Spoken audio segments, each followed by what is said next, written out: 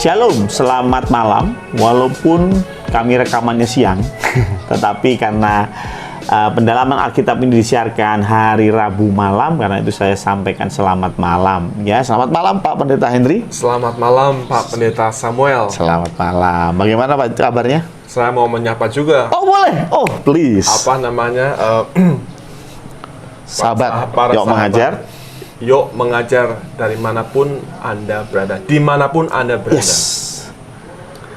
Salam sejahtera dan shalom. Shalom, shalom Pak. Ya, bagaimana kabarnya?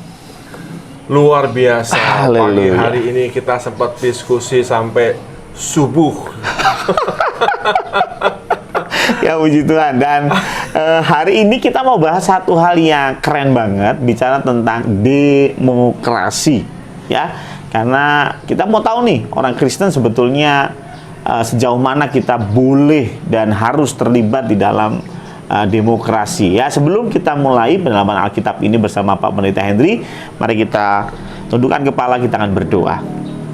Tuhan Allah Bapa kami, terima kasih kesempatan hari ini kami bisa berdiskusi dengan Pak Pendeta Henry untuk mendalami kebenaran Alkitab, dan kami yakin dan percaya ini memperkaya kami, memperdalam iman kami, sehingga kami bisa betul-betul menjadi Kristen yang seturut dengan apa yang Tuhan mau. Kau urapi Pak Henry sebagai narasumber pada hari ini, dan biarlah Roh Kudus yang bekerja melalui beliau. Hanya di dalam nama Tuhan Yesus kami mulai pendalaman Alkitab ini. Amin. Amin. Oke, Pak Henry nih, Pak Pendeta Henry ya. Yang pertama kami mau tanyakan adalah perihal demokrasi itu sendiri.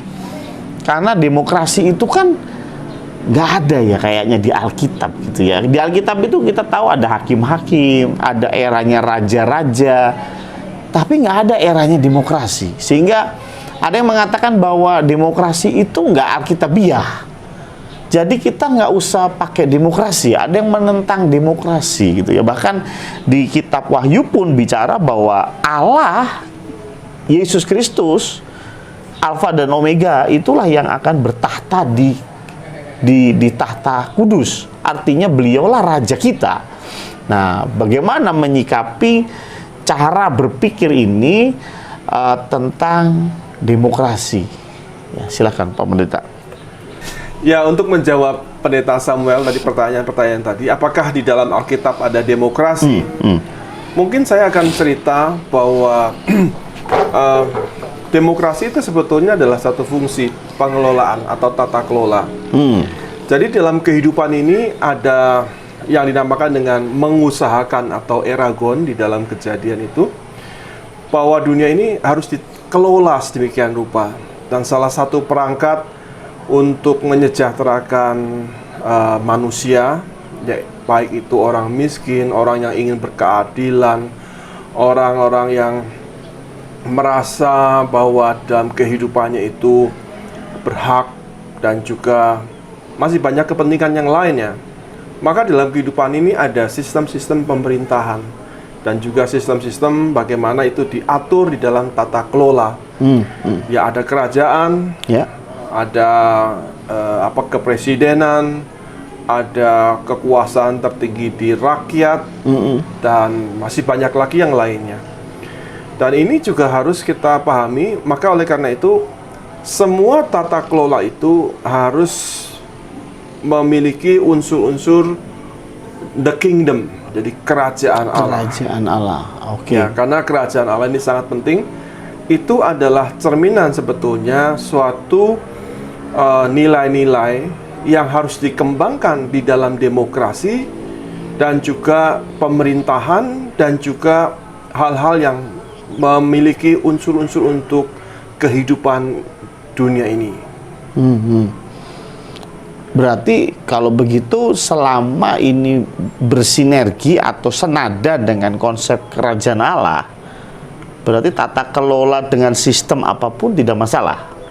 Tidak masalah, karena yang dikembangkan oleh orang-orang percaya, orang-orang Kristen itu adalah nilainya, value-nya di hadapan Tuhan. Kita tahu bahwa di di dalam dunia ini kurang lebih ada sekitar 78 sistem negara demokrasi. Selebihnya ada absolut, kekuasaan absolut, ada juga kerajaan, ada juga koloni. Jadi pemerintahnya pusatnya di satu negara lain, misalnya di Inggris, tapi di lokal itu ada pemerintahan tersendiri. Tapi ada raja semua, kecil begitu lah ya. Menyangkut mungkin bukan raja saja, tetapi pemerintah di lokal itu.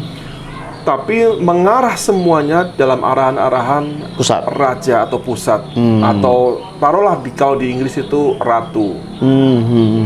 Nah, sekarang menarik kalau kita bicara tentang yang penting value dari kerajaan Allah itu ada, gitu ya? Iya, itu harus Ya. buat orang Kristen harus. Nah, value-nya. apa value-value yang ada di kerajaan Allah nih supaya kita juga ngerti nih, Pak? Ya, value-value dalam kerajaan Allah itu kalau kita melihat bahwa di dalam kehidupan ini ada kurang lebih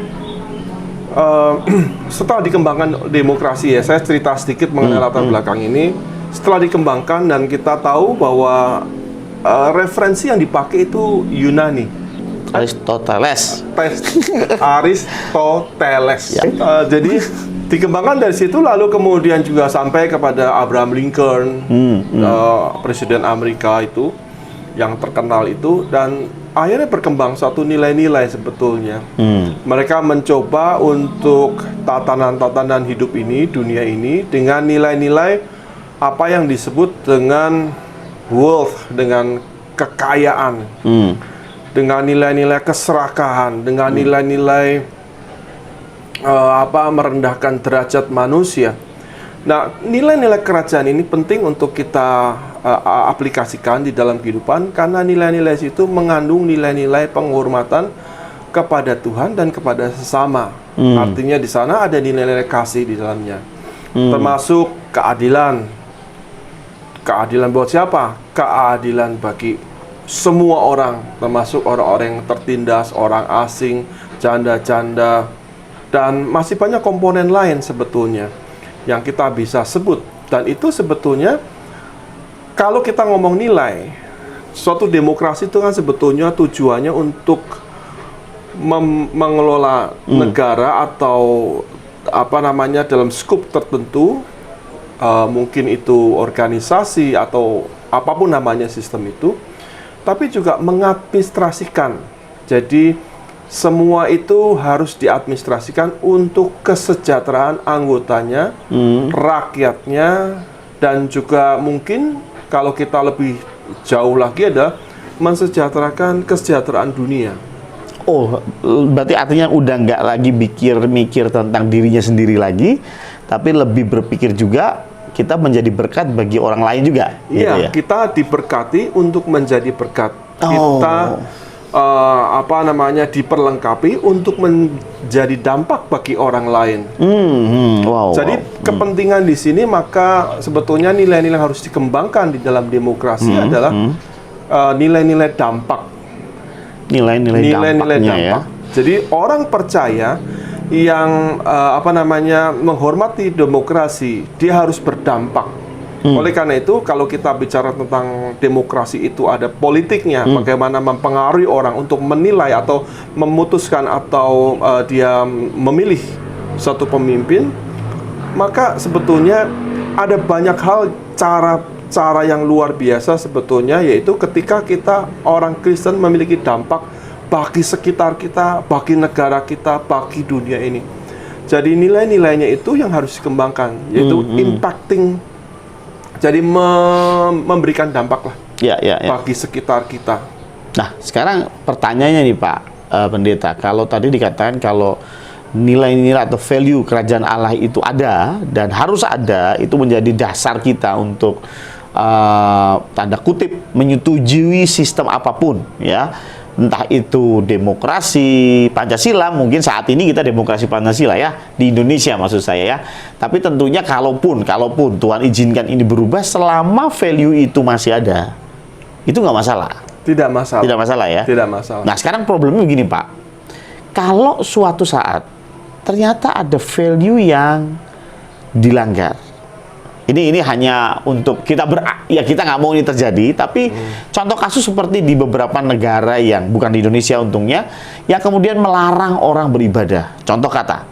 Sedangkan tadi bagus sekali Pak Pendeta Henry sampaikan bahwa kasih itu dua, ke Tuhan juga ke sesama, ya. Dalam arti kata, ya. Intinya kasih, mengasihi Tuhan dan mengasihi sesama. Ada janda-janda, orang asing dan sebagainya tadi disampaikan oleh Pak Pendeta. Tapi bicara mengasihi Tuhan, ternyata di negara itu dengan sistem yang ada, demokrasi apalah namanya, itu membuat rakyat dilarang untuk beribadah. Nah, apakah kita tetap harus support sistem seperti ini sebagai orang Kristen di tempat itu, atau kita bisa atau diperbolehkan untuk menolak hal ini? Begini. Nilai-nilai kerajaan Allah itu tidak dapat dibatasi oleh sistem negara.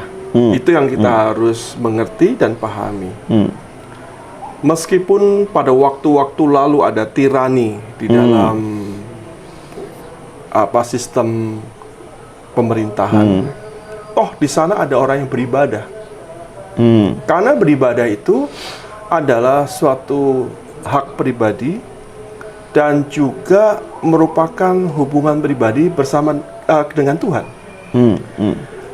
Meskipun kita ada di tempat ini duduk diam, kita bisa ibadah. Meskipun pemerintah dimanapun melarang untuk ibadah, ternyata di China, Uzbekistan, Kazakhstan, bahkan juga akhir ini di Afghanistan dan negara-negara lain.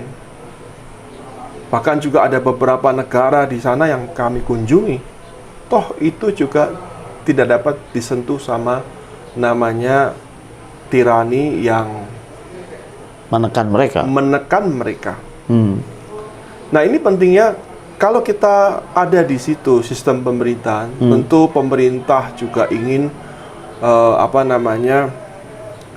sangat berhati-hati di dalam penekanan tertentu, begitu ya, karena akan bisa saja suatu demokrasi yang baik menjadi cacat dan kemudian malah berbalik bukan demokrasi lagi, tetapi barbarisme. Jadi chaos. Udah chaos, sudah nggak bisa ini. Tinggal tunggu waktunya saja, karena negara-negara besar adik kuasa sekalipun tercatat di dalam sejarah ini bahwa sejarah dunia bahwa tidak ada negara yang kebal terhadap suatu perubahan. Besarnya seperti apa waktu zaman Roma dulu? Besarnya seperti apa Soviet itu? Besarnya seperti apa China itu? Jadi masing-masing kita lihat nilai kerajaan Allah itu bisa berkembang dimanapun, karena sesungguhnya itulah hakikat kemerdekaan manusia untuk mencapai demokrasi yang baik adalah mensejahterakan semua orang. Ya, terima kasih Pak Henry. Jadi sebetulnya kerajaan Allah nilainya itu nggak bisa dipengaruhi oleh apapun, ya. Kita tetap bisa terkoneksi dengan Tuhan, tetap bisa melakukan apa yang Tuhan perintahkan, kalau walaupun pemerintah tanda kutip mempersulit lah ya. Ya, oke, terima kasih Pak. Nah, ada pertanyaan kedua nih, bicara begini. Kalau memang demokrasi itu tanda kutip ya, ini melakukan value daripada kerajaan Allah, nah apa peran orang Kristen atau anak-anak Tuhan, sejauh apa perannya dalam melakukan atau terjun di dalam konsep demokrasi? Apa perannya yang diharapkan untuk anak-anak muda ataupun kita semua lah? Kita semua ya. Jadi yang penting adalah kita menyadari bahwa kita ini sebetulnya adalah agent of change, agen perubahan Tuhan. Di mana di situ ada kezoliman, bagaimana kita merawat dengan kasih supaya kezoliman itu atau ketidakmanusiaan atau keburukan itu menjadi kebaikan. Dan ini kita penting sekali kita mengembangkan satu nilai bahwa diri kita ini adalah agent of change. Dimanapun kita berada, kita harus membuat perubahan. Kalau dulu nggak adil, kita harus membuat keadilan. kalau kita menjadi hakim, jadilah hakim yang baik, tidak memihak karena dia miskin atau dia kaya. Ya, ya. Kadang-kadang ada loh suatu peristiwa di pengadilan itu karena dia miskin, dia susah, dia ngerasa kemanusiaannya terkoyak, akhirnya dia benarkan walaupun dia salah, lalu kemudian yang lain dikalahkan. Itu namanya asas mesakno. Ya. Ada. Jadi memang keadilan itu, agent of change itu kita harus kembangkan di dalam segala lini. Kalau ada masyarakat di tengah-tengah lingkungan kita, ada yang nggak benar, ya kita sampaikan. Tentu kita punya nilai-nilai yang firman Tuhan juga katakan, hormatilah. Ada nilai-nilai di sana, ya doakanlah. Ya kita harus doakan juga. Itu doakan kita, itu termasuk mempengaruhi, menjadi dampak untuk suatu sistem pemerintahan. Sistem pemerintah atau sesuatu yang kita lihat harus berubah. Harus berubah adalah start dengan kita. Kita harus memiliki hati yang besar untuk membidani suatu kebaikan di sana. Doakanlah. Oleh karena itu Paulus memberitakan kepada Timotius, berdoalah bagi pembesar-pembesar. Walaupun Timotius waktu itu juga mungkin pemerintahannya tidak memihak dia ya. Tidak memihak dia. Kita tahu pada waktu itu kan pemerintahan Roma itu mengejar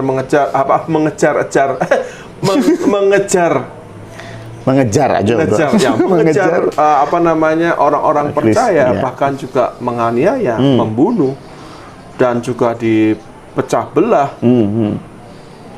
Dan masih banyak lagi cara-cara untuk menjatuhkan dan memusnahkan orang-orang percaya.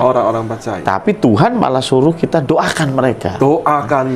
Supaya mereka jadi punya pandangan yang jadi baik. Tadinya buruk, jadi baik. Jadi kita dimanapun kita berada, kita harus punya konsep kita ini agen perubahan. Dan kadang-kadang perubahan nggak terlalu beban berat ketika kita bisa berdoa untuk bangsa kita pun itu sudah merupakan andil dalam perubahan itu ya. Iya. Dan juga kadang-kadang yang saya temui banyak orang itu memiliki kendala untuk walaupun dia merasa tidak setuju, bahkan tidak suka, atau bahkan juga rasanya tertindas. Untuk berkata, Tuhan, aku berkati presidenku, aku berkati rajaku, aku berkati siapa misalnya, gubernurku misalnya. Itu susah. Anda orang Jakarta ya? Saya merasakan kesulitan itu ya. Ya. Itu susah banget ya. Itu susah banget. Itu satu tantangan tersendiri untuk bisa memberkati pemimpin yang nggak benar tadi. Betul nggak? Iya. Itu melatih kita tentunya. Tentu. Dan kita juga semampu kita ya kita coba untuk bagaimana caranya. Ini sekali lagi saya tidak berpolitik dalam soal setuju dan setujunya, tapi saya lihat ada pengembangan di dalam kehidupan ini. Kalau kita lihat kepentingan rakyat diabaikan, maka juga kita dalam kapasitas kita lah, kita harus membuat perubahan. Contoh, di dalam komponen pemerintahan yang terkecil misalnya setingkat kelurahan atau yang ngantri-ngantri lah. Ketika ada orang menyerobot karena ada tertentu nilai keuangannya atau nyogok atau apa segala gitu ya kita bisa tegur dengan baik-baik. Budayakan antri itu termasuk salah satu kita mengasihi sama, kita menghormati sesama. Kita ngantri itu sebetulnya tanpa kita sadari mungkin, ya banyak yang sudah sadar sih sekarang bahwa ngantri itu adalah budaya di mana kita menghormati orang lain. Tapi jangan sampai yang punya toko nggak boleh lewat. Itu repot ya. Ada silat sendiri. Iya. Oke, jadi gini nih, maksudnya gini, kalau kita lebih dalam lagi nih bicara tentang orang Kristen atau anak-anak Tuhan yang masuk ke dalam atau berdampak tadi, kalau misalnya ada 1-2 peraturan yang katakanlah kita nggak setuju tentang itu, gitu ya, dan itu tidak sejalan dengan kerajaan Allah tentunya. Misalnya ada peraturan yang tidak adil, ada peraturan yang tidak menghargai orang lain seperti yang tadi Pak Pendeta sampaikan. Apakah diperbolehkan anak-anak Tuhan ini menyampaikan keberatan dalam arti kata demo misalnya? Atau mungkin kita ingat masih tahun 98 ya, itu ada demo besar mahasiswa yang akhirnya menjatuhkan Pak Harto. Nah, dari pandangan Kristen gimana? Apakah kita hanya boleh sebatas tutup mata dan berdoa dan mendoakan itu, atau kita bisa take action yang lebih nyata seperti demo kah, atau mungkin ada bentuk lain yang mungkin Pak Pendeta Henry bisa sampaikan ke kami? Ya, banyak hal yang kita bisa lakukan di dalam hal itu. Bahwa negara ini punya konsensus di dalam bagaimana cara demokrasi, semua itu kan sudah diatur sebetulnya, walaupun ada bagian-bagian tertentu disempurnakan. Nah, tentu kita harus mengambil bagian dalam konsensus itu. Kalau konsensusnya undang-undang demo harus minta izin sama polisi, ya kita harus minta izin. Tapi demo sendiri boleh? Selama undang-undang mengatur, dari konsensus bersama, diatur untuk ketertiban umum, maka itu sah-sah saja di mata hukum. Lalu kemudian bisa disampaikan melalui perwakilan-perwakilan kita, atau kita bisa melobi orang-orang yang membuat decision maker, membuat keputusan, atau orang yang bisa mempengaruhi orang yang membuat keputusan. Nah, termasuk di dalamnya adalah kalau kita mau secara ekstrim adalah memberikan contoh dalam apa yang kita lakukan. Dan sekarang ini kalau kita melihat bahwa banyak orang-orang percaya itu memberikan contoh, walaupun dia tidak bersentuhan langsung dengan peraturan yang tidak disukai, tetapi dia memberikan contoh bagaimana sebetulnya seharusnya tata laksana di dalam suatu organisasi atau demokrasi itu mestinya berlangsung. Dan bagaimana contoh itu bisa disebarkan gitu kan? Nggak semua punya akses kepada DPR. Misalnya contohnya saya nggak setuju dengan satu peraturan dan saya bikin tanda kutip ini loh yang harusnya itu yang benar begini gitu ya. Bagaimana hal ini bisa diketahui publik saat ini, karena kalau nggak demo kayaknya tuh nggak ada yang denger gitu kan. Biasanya anak muda begitu ya, pokoknya teriak-teriak di jalan itu masuk TV pasti ya. Kalau kurang masuk TV udah seret satu ban bakar gitu kan ya, sehingga pasti jadi rame. Nah, ini yang membuatnya jadi masalah kan tentunya ketika kita berdemo dan merugikan orang lain. Tentu ini bukan konsep kerajaan Allah. Nah, karena itu kalau kita bicara tentang kita mau kasih masukan, kan nggak semua orang punya akses ke DPRD atau DPR. Kita mau kasih kritikan, nggak semua punya jalur ke sana gitu. Nah, dan biasanya umumnya udahlah gampangnya demo gitu. Nah, jangan sampai demo ini jadi salah satu dan satu-satunya jalan tentunya. Karena tadi Pak Pendeta Henry sampaikan ada banyak jalan rupanya. Nah, mungkin bisa kasih clue ke kita atau cara terbaik kalaupun nggak demo. Gimana sih caranya kita bisa tanda kutip mengkritik dan membuat pemerintahan berjalan sesuai pada tracknya? Iya, tentu kita juga harus belajar dulu bagaimana menyampaikannya dengan baik tanpa memberikan satu kontribusi untuk keributan-keributan yang tidak perlu. Jadi sifatnya harus konstruktif. Nah, untuk sifat konstruktif itu sebetulnya banyak yang bisa dilakukan. Dan sekarang ini banyak komponen yang bisa kita pakai untuk lakukan itu. Salah satu misalnya change.org dan juga lembaga-lembaga swadaya masyarakat yang kita bisa, atau paguyuban, atau juga misalnya kita bisa menulis surat terbuka, atau kita juga bisa memasukkan satu keprihatinan. Namun asas-asas bahwa tidak boleh menghina personal, lalu juga menjatuhkan, atau juga character assassination atau pembunuhan karakter, dan juga undang-undang mengatur di dalamnya supaya juga itu bukan menjadi fitnah, tetapi menjadi hal yang konstruktif. Kita boleh kritis,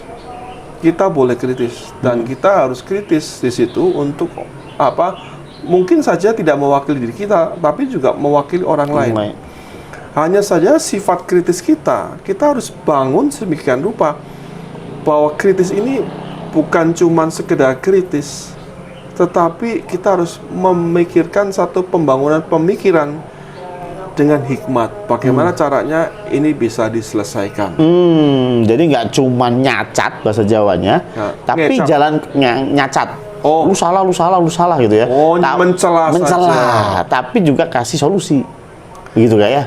Nah, ini kadang-kadang kan kita tidak punya kemampuan karena orientasi di dalam kita memberikan solusi itu kan kadang-kadang dibutuhkan suatu orientasi, bukan saja pemikiran, tetapi bagaimana kita terkoneksi dengan hal-hal yang bisa implementasikan.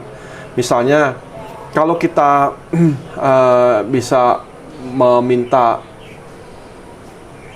dan misalnya gini, kita bisa meminta untuk pertolongan sosial, itu juga bisa menyelesaikan, atau pertolongan secara politis.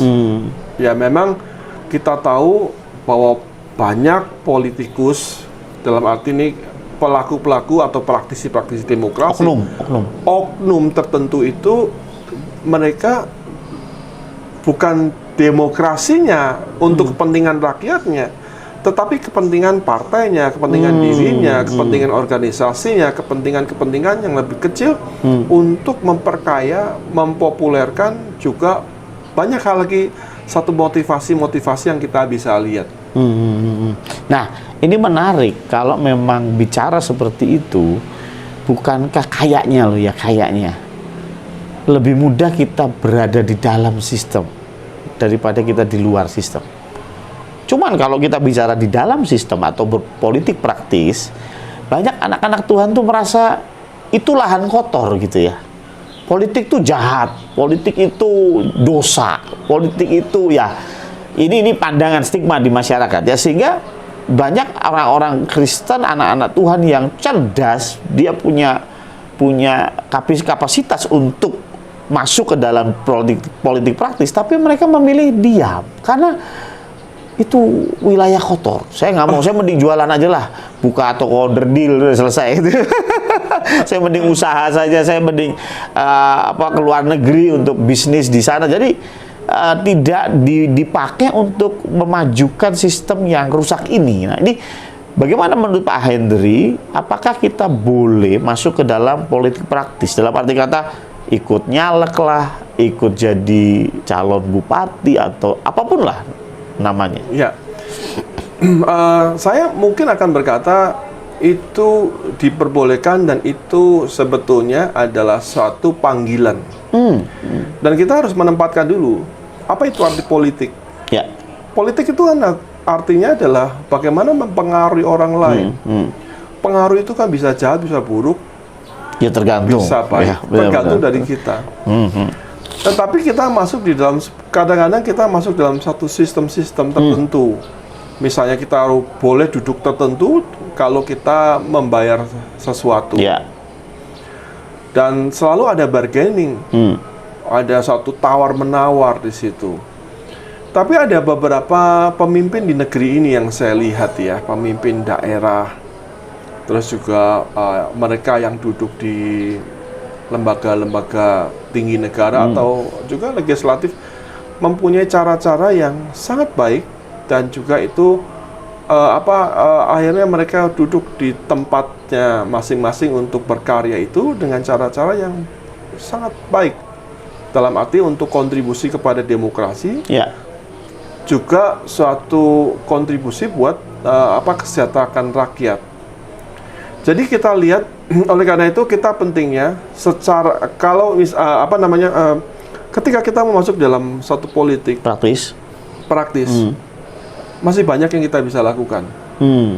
Nah, kalau Anda gembala, Anda hamba Tuhan, Anda orang-orang yang memang menjadi bagian di dalam nilai kerajaan itu.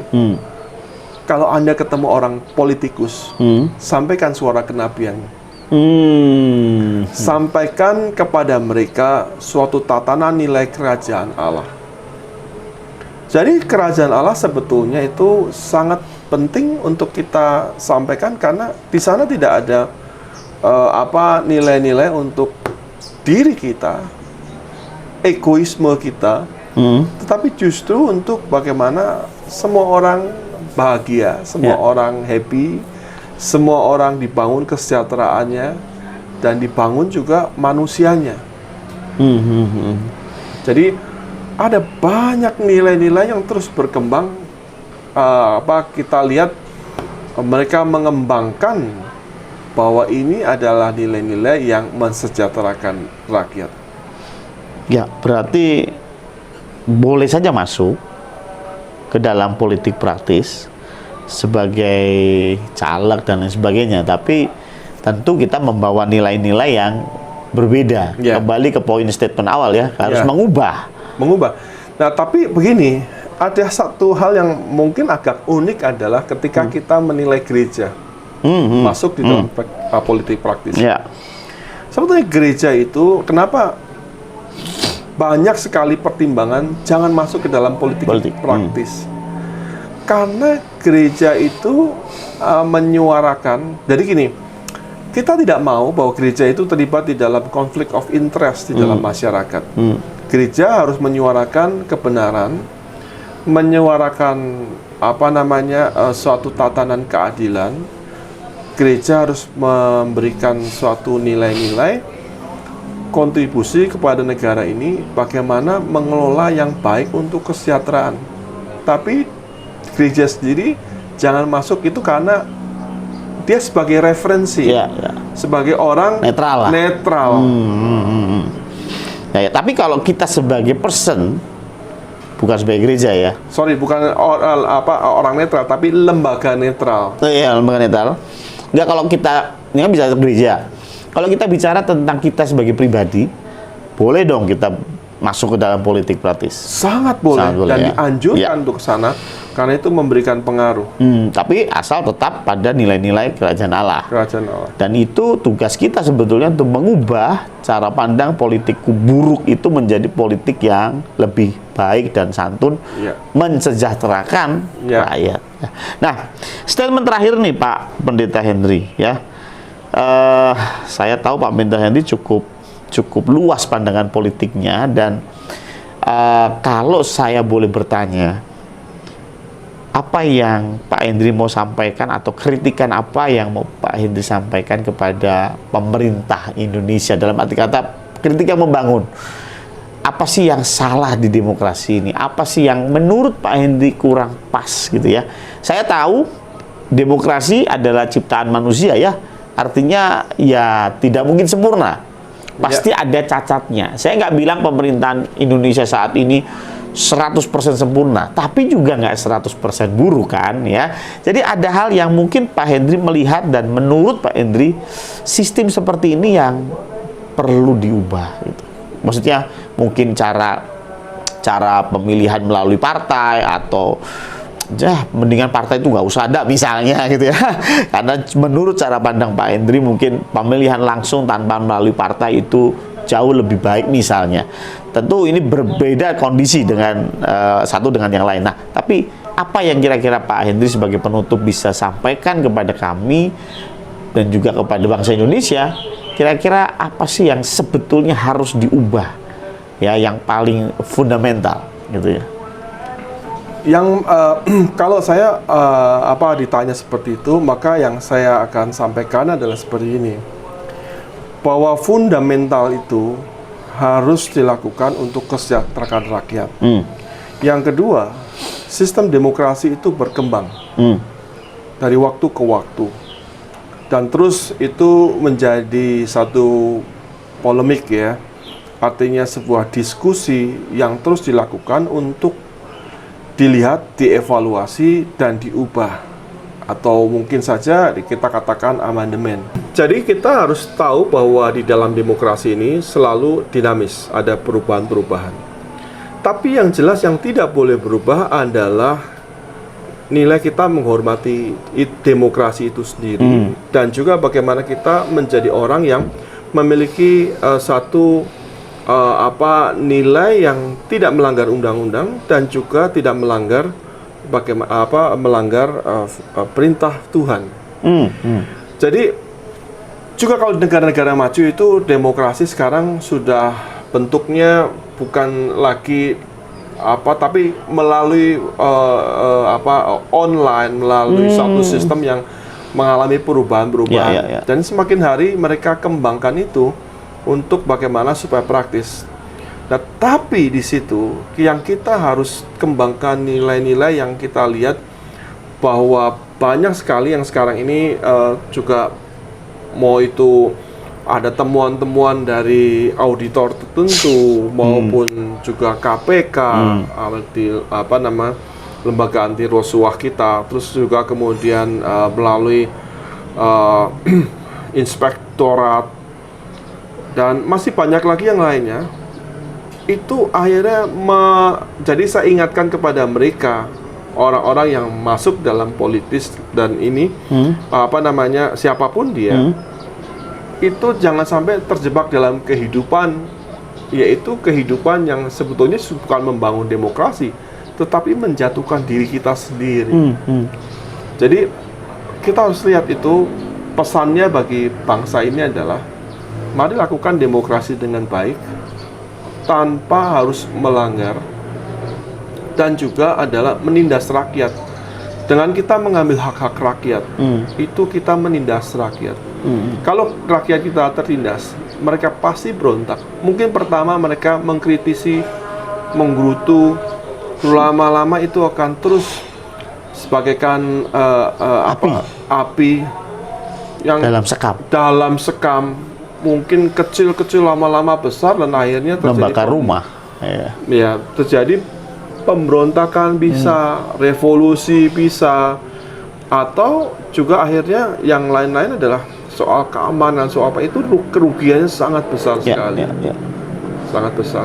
Ya, terima kasih Pak Henry, dan statementnya jelas seperti yang tadi disampaikan Pak Pendeta Henry. Dan karena itu kita akan tutup pendalaman Alkitab pada hari ini dengan doa khusus. Kita mendoakan bangsa Indonesia. Tapi Mas, mungkin juga pemirsa ini bertanya-tanya, loh Mas, tadi kok nggak ada buka Alkitab ya?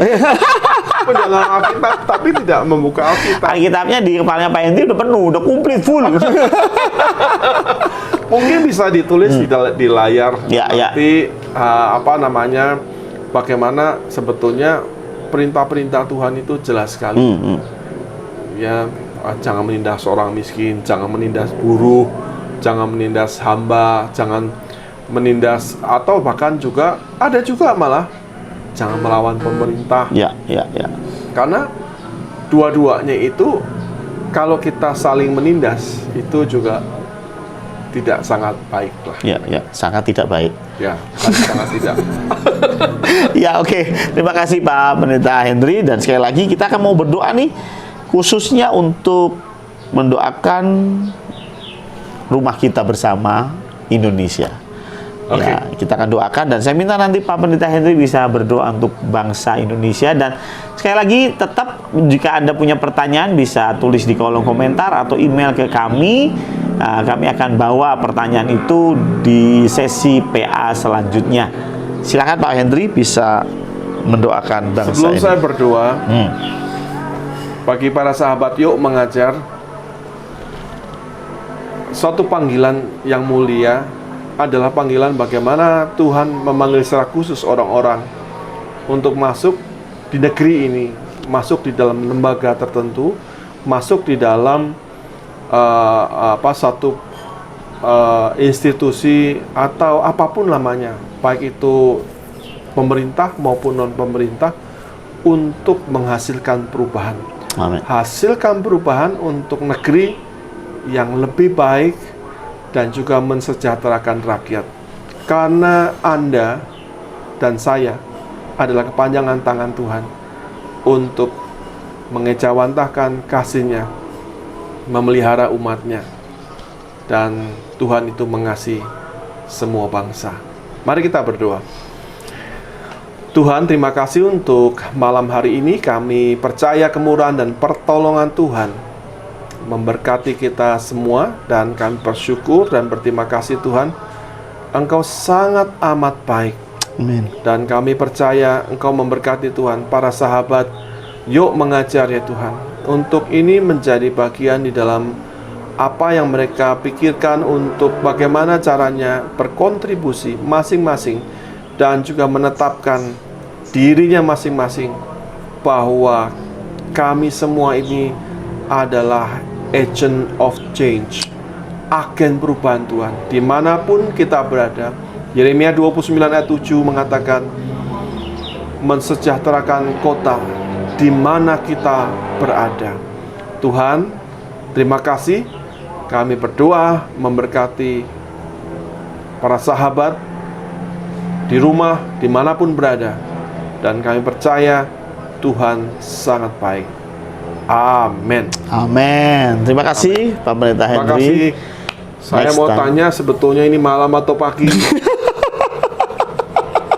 Ini siang. Ini siang. Tapi karena disiarkannya malam, jadi Malam. kita selamat malam. Selamat malam. Oke. Ya. Sekali lagi terima kasih Pak Pendeta Henry. Oke, jadi juga ada agak aneh di dalam diri saya. Benar. Berdoa untuk para sahabat malam hari ini. Padahal tapi ini siang. siang. Iya.